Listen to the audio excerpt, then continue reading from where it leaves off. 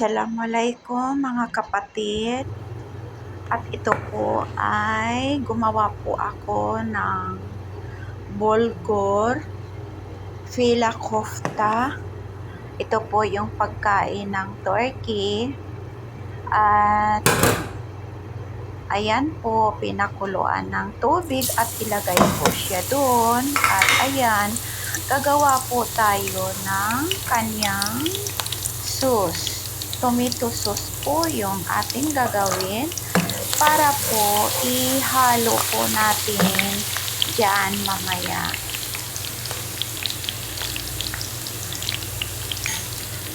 Yan po ay olive oil at saka bawang at tomato paste. Yan.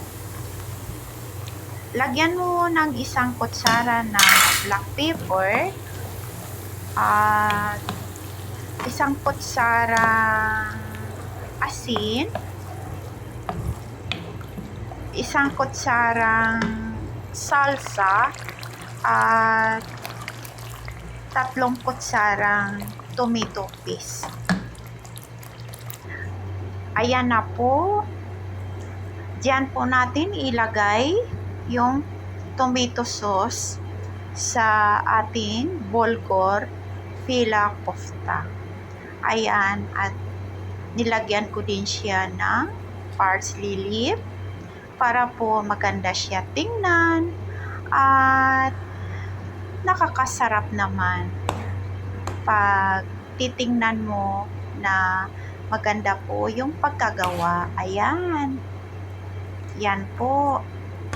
Diyan ko lang po ilagay yung tomato sauce sa kanyang taas. Pagkatapos po ilagay dyan, halo-haloin mo na. Tapos, ayan na, handa na po kakainin, diba? Ang sarap yan, mga kapatid. Ayan, i-share ko lang po sa inyo yung pagkagawa. Madali lang po yan gawin kasi yung bulgur na yan, bilog-bilog po yung pagkagawa. Bulgur with